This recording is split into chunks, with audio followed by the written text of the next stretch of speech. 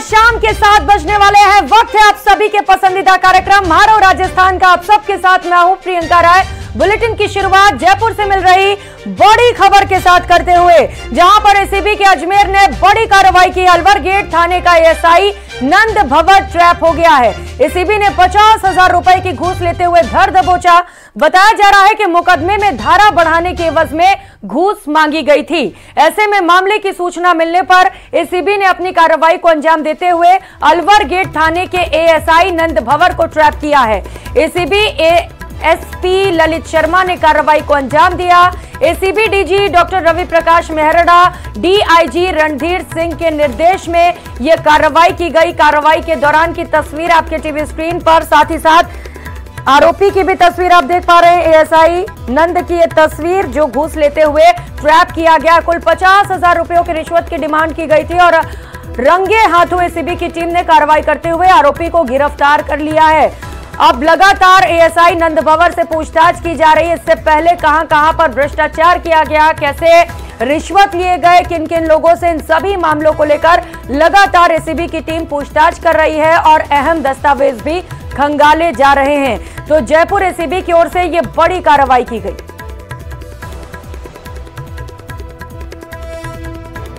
अजमेर के परिवादी ने एसीबी मुख्यालय जाकर और उच्चाधिकारियों के समक्ष एक रिपोर्ट पेश की थी कि अलवर गेट थाने के एएसआई हैं नंद भवर जी, और वो एक मुकदमे के आईओ हैं। परिवादी से वो उसमें इफेक्टिव कार्रवाई करने के लिए, धारा बढ़ाने के लिए 50,000 रुपये तो पहले रिश्वत में ले चुके हैं और 50 रुपये और डिमांड कर रहे हैं। इस पर हमने टीम भेजकर मुख्यालय से इसका पहले सत्यापन करवाया और उसी अनुक्रम में आज हमने फिर 50,000 रुपये लेते हुए। और इस बीच जोधपुर से बड़ी खबर सामने आ रही है। ट्रिपल मर्डर केस का पर्दाफाश हो गया है। जी हां, 24 घंटे में ही पुलिस ने मामले का खुलासा कर दिया। पड़ोसी ही हत्यारा निकला है। पुलिस ने हत्यारे को पकड़ लिया है। बताते चले कि चोरी की नीयत से वो घर के अंदर घुसा था। वारदात के समय आरोपी नशे में धुत भी बताया जा रहा है। आरोपी को ऑनलाइन जुआ खेलने की लत है। जुए में पैसे हार गया और पैसों के लिए उसने इस वारदात को अंजाम दिया, जहां पर महिला और 2 बच्चियों की हत्या कर दी गई। बच्चे पहचान न ले इसीलिए उनको टांके में डाल दिया गया था। आपको बता दें, जोधपुर पुलिस ने ट्रिपल मर्डर केस का 24 घंटे मात्र में ही खुलासा कर दिया। पुलिस ने मामले में आरोपी को गिरफ्तार किया है। गिरफ्तार आरोपी उसी गांव का रहने वाला बताया जा रहा है। पुलिस ने आरोपी की गिरफ्तारी के बाद बताया कि इस कांड में 1 से 2 और लोग भी शामिल हो सकते हैं, जिनकी तलाश के लिए छानबीन जारी है। आपको बता दें कि जोधपुर के नांदला खुर्द गांव में हुए ट्रिपल हत्याकांड का पुलिस ने खुलासा कर दिया। इस घटना ने सभी को स्तब्ध कर दिया था, जहां पर एक साथ 3 लोगों के शव मिले थे और बड़ा सवाल यही था कि आखिर ये हत्या किसने की है। और पुलिस ने 24 घंटे में ही जांच करते हुए कार्रवाई कर ली है और आरोपी को गिरफ्तार भी कर लिया है। अभी पुलिस को संदेह है कि कुछ और लोग भी इस पूरे मामले में शामिल हो सकते हैं और उन्हें लेकर तफ्तीश भी जारी है और आरोपी से पूछताछ भी की जा रही है। आपको बता दें कि गांव के आरोपी युवक दिनेश को गिरफ्तार किया गया है। कल शाम एक ही परिवार की एक महिला और 2 बच्चियों की निर्मम तरीके से हत्या कर दी गई थी और उसके बाद से ही अंदेशा ये था कि लूटपाट के लिए, चोरी के लिए यह हत्या की गई है, क्योंकि घर से रुपए गायब बताए जा रहे थे। बताया जा रहा है कि जब महिला और बच्चों की हत्या की गई तब घर से लाखों रुपए गायब मिले थे और जैसे जैसे तफ्तीश आगे बढ़ती चली गई, 24 घंटे के अंदर अंदर पुलिस ने पूरे मामले का पटाक्षेप करते हुए आरोपी को गिरफ्तार भी कर लिया है। अब आरोपी से पूरे मामले को लेकर पूछताछ की जा रही है। संदेह इसीलिए कुछ और लोग शामिल हो सकते हैं, क्योंकि जिस तरीके से इस वारदात को अंजाम दिया गया कि अकेला शख्स नहीं कर सकता। सहयोगी चंद्रशेखर हमारे साथ जुड़ चुके हैं। चंद्रशेखर, चूंकि जो आरोपी गिरफ्तार हुआ है वो नशे में धुत था, ऐसे में पुलिस को संदेह है कि कुछ और लोग भी शामिल हो सकते हैं। हालांकि 24 घंटे में खुलासा करते हुए एक बड़ी सफलता यहां पर पुलिस को। जी, निश्चित तौर पर अगर बात करें तो अब पुलिस को एक व्यक्ति हाथ लगाया जो कि पुलिस की गिरफ्त में है। और सबसे बड़ी बात अगर करें तो अब वो साथ करके इसके जो अन्य साथी उनको भी जो है पुलिस द्वारा गिरफ्तार किया जाएगा। और सबसे बड़ी बात करें तो जिस तरह से पुलिस ने इस मामले में त्वरित कार्रवाई करते हुए तुरंत जो 24 घंटे के अंदर आरोपी को गिरफ्तार किया है। अब आगे जो है इसको पूछताछ की जाएगी और कल सुबह इसको कोर्ट में पेश किया जाएगा जहां से इसको रिमांड पर दिया जाएगा और आगे कम से कम 15 दिन की रिमांड पुलिस के द्वारा जो है मांगी जा सकती है। और जो जितनी रिमांड मिलेगी इस दौरान पूछताछ से कुछ सही और जो है लोग इसके साथ के जो साथी उनको भी अरेस्ट किया जा सकता है। पूछताछ जरूरी है चंद्रशेखर, जिसके बाद ही पता चल सकेगा कि क्या वाकई कुछ और लोग इसमें शामिल थे और उन्हें भी गिरफ्तार किया जा सकेगा। अब नजर बनाए रखिएगा इस पूरे मामले पर। बहुत धन्यवाद आपका। जयपुर से इस बीच एक और बड़ी खबर है, रिश्वतखोरों पर बड़ा एक्शन लिया गया है। पीएचईडी सहायक अभियंता बृजकिशोर डेनवाल को निलंबित कर दिया गया है। 24 घंटे से ज्यादा कस्टडी में रहने के कारण यह निलंबन हुआ है। एसीबी ने 30,000 रुपए की रिश्वत लेते हुए गिरफ्तार किया था और 24 घंटे के बाद निलंबन की कार्रवाई की गई, क्योंकि 24 घंटे से ज्यादा का वक्त बीत चुका था कस्टडी में। कार्मिक विभाग ने एईएन के निलंबन का आदेश जारी कर दिया है। तो जयपुर से इस वक्त की बड़ी खबर आपको बता रहे हैं, जहां पर लगातार रिश्वतखोरों पर एक्शन लिया जा रहा है। एसीबी ने एक और कार्रवाई को अंजाम दिया जब बृजकिशोर डेनवाल को गिरफ्तार किया गया। 24 घंटे से ज्यादा अभी उन्हें कस्टडी में रखा गया है और कस्टडी में रहने के कारण निलंबन के आदेश जारी कर दिए गए हैं। आपको बताते चले कि एसीबी ने कार्रवाई को अंजाम दिया था जब 30,000 रुपए की रिश्वत लेते हुए गिरफ्तारी की गई थी और इसके बाद गिरफ्तारी के बाद से लगातार एसीबी की टीम कस्टडी में लेकर पूछताछ में जुटी हुई है। हम दस्तावेज भी खंगाले जा रहे हैं और एईएन के निलंबन का आदेश भी जारी कर दिया गया है। प्राण जाई पर वचन न जाई। जी हां, भजनलाल कैबिनेट में मंत्री किरोड़ीलाल मीणा ने अपने पद से इस्तीफा दे दिया। गुरुवार सुबह जयपुर में आयोजित एक कार्यक्रम में उन्होंने खुद इसका ऐलान किया। उन्होंने साफ किया कि सीएम ने उन्हें इस्तीफा देने से इनकार किया था, लेकिन वो इस्तीफा दे रहे हैं। देखिए रिपोर्ट। मेरी किसी से कोई नाराजगी नहीं है, न माननीय मुख्यमंत्री जी से न संगठन से। मेरी खुद अपने आप से नाराजगी है। मंत्री पद से इस्तीफा दे दिया है।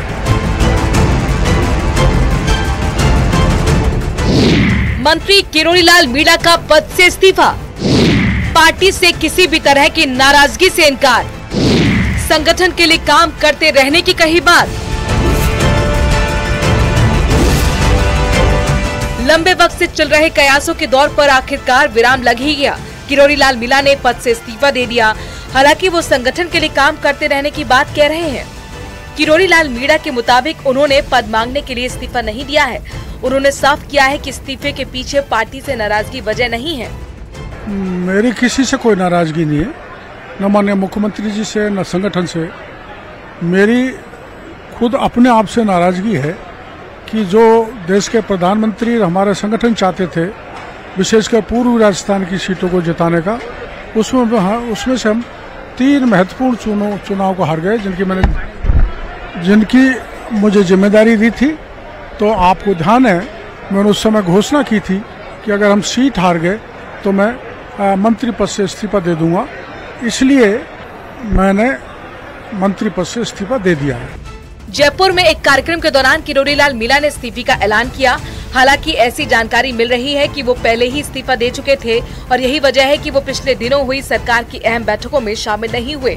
अपने इस्तीफे के ऐलान के बाद उन्होंने सोशल मीडिया पर एक पोस्ट किया, जिसमें एक बार फिर वही बात लिखी गई थी कि प्राण जाए पर वचन ना जाए। बता दें कि ऐसा ही एक ट्वीट 4 जून को चुनाव नतीजों के दौरान भी किया गया था, जिसके बाद से ही उनके इस्तीफे के कयास लगाए जा रहे थे। मैंने इस्तीफा दे दिया तो मेरा नैतिक रूप से मैं वहाँ जा नहीं सकता और मुख्यमंत्री जी को भी मैं मिला था। मुख्यमंत्री जी ने बड़े आदर पूर्वक मेरे को कहा था, नहीं आपका इस्तीफा स्वीकार नहीं करेंगे। पर मैंने मुख्यमंत्री जी को यही कहा था कि चूंकि मैं जनता के बीच में कह चुका हूँ, घोषणा कर चुका हूँ कि हम ये सीट नहीं जीते तो मैं इस्तीफा दे दूंगा और इसलिए मेरे को देना पड़ा। तो स्वाभाविक है मैं न सरकारी बंगला, न सरकारी गाड़ी, न दफ्तर में बैठ सकता। काफी दिन पहले से ये देखा जा रहा था कि किरोड़ीलाल मीणा सरकारी सुविधाओं का इस्तेमाल नहीं कर रहे थे। इतना ही नहीं, किरोड़ीलाल मीणा ने सचिवालय स्थित कृषि विभाग के दफ्तर भी जाना छोड़ दिया था। बीजेपी के प्रदेश मुख्यालय में हुई समीक्षा बैठकों में मीणा शामिल नहीं हुए। यहाँ तक कि बीजेपी विधायक दल की बैठक और बजट की तैयारी के लिए हुई मंत्रिमंडल और कैबिनेट की बैठकों से भी दूरी बना ली थी।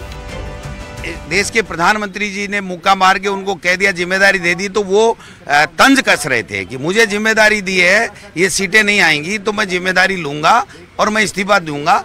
तो मैं समझता हूं कि वो ये कहना चाह रहे हैं कि पहली बार जीते हुए लोग बड़े बड़े पदों पे बैठ गए और मेरे जैसा वरिष्ठ आदमी जिसने सरकार को, बीजेपी की सरकार बनाने में भारतीय जो पार्टी की तरफ से कांग्रेस पार्टी को झूठे आरोप लगा करके और घेरने का काम किया, और आज मेरी ये दुर्गति हो रही है।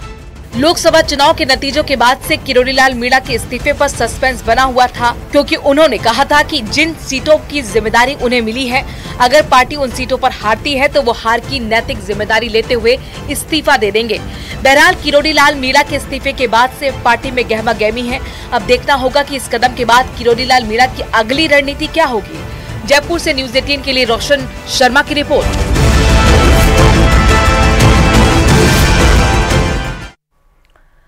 तो किरोड़ीलाल मीणा के मंत्री पद से इस्तीफा देने पर मंत्री झाबर सिंह खर्रा ने बयान देते हुए कहा कि किरोड़ीलाल मीणा भावुक और संघर्षशील नेता हैं। पार्टी को उनकी जरूरत है, हम उनसे मिलकर इस्तीफा वापस लेने का आग्रह करेंगे। सुनिए।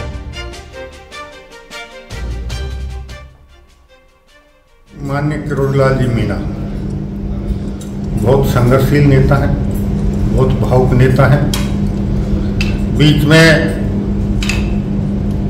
मेरी कई बार उनसे मुलाकात हुई, चर्चा हुई थी, और हमें अंदेशा नहीं था कि इस तरह अचानक वो घोषणा कर देंगे। अब मिलेंगे, उनसे बातचीत करेंगे, और हमारे परिवार के अग्रज हैं, हमसे वरिष्ठ हैं, संघर्षशील हैं, जुझारू हैं। पार्टी को और मंत्रिमंडल को उनकी आवश्यकता है, तो हम उम्मीद करेंगे कि वो हमारी भावनाओं का ध्यान रखते हुए निश्चित रूप से वापस मंत्रिमंडल में वापसी करेंगे। और अब बात आदिवासी पर आर पार की करेंगे। जी हां, विधानसभा में दूसरे दिन भी विपक्ष ने खूब हंगामा किया। आदिवासी समुदाय के अपमान के मुद्दे पर विपक्ष मदन दिलावर के इस्तीफे की मांग पर अड़ा रहा और आखिर में विधानसभा से वॉकआउट कर दिया। विपक्ष का साफ कहना था कि सरकार को हर मुद्दे पर जवाब देना ही होगा। देखिए रिपोर्ट। सुनना पड़ेगा, सुनना पड़ेगा। 16वीं विधानसभा के दूसरे सत्र का दूसरा दिन और हंगामा बदस्तूर जारी। पहले दिन विपक्ष ने राज्यपाल के अभिभाषण का मुद्दा उठाकर जमकर हंगामा किया और दूसरे दिन आदिवासी समुदाय के अपमान के मुद्दे पर विधानसभा की कार्यवाही शुरू होते ही हंगामा शुरू कर दिया। इतना ही नहीं, विपक्ष ने वेल में आकर अपने डीएनए सैंपल लेने की मांग की। दरअसल प्रश्नकाल से सदन की कार्यवाही शुरू होने के साथ ही शिक्षा विभाग से जुड़े एक सवाल के जवाब में मदन दिलावर खड़े हुए, लेकिन इसी बीच विपक्ष ने आदिवासियों के डीएनए का मुद्दा उठाते हुए मदन दिलावर के इस्तीफे की मांग की, लेकिन स्पीकर ने अनुमति नहीं दी। हो गया। सुनना पड़ेगा, सुनना पड़ेगा। प्रश्नकाल के दौरान इस मुद्दे पर लगातार विपक्ष हंगामा करता रहा, जबकि जवाब में सत्ता पक्ष ने भी जवाब देने की कोशिश की, लेकिन मंत्री मदन दिलावर के कांग्रेस को हिंदुओं की दुश्मन बताने पर विपक्ष भड़क गया। जबरदस्त हंगामा करने के बाद कांग्रेस विधायकों ने राजस्थान विधानसभा से वॉकआउट कर दिया। विपक्ष के हंगामे और नारेबाजी के चलते सदन की कार्यवाही आधा घंटे के लिए स्थगित करनी पड़ी।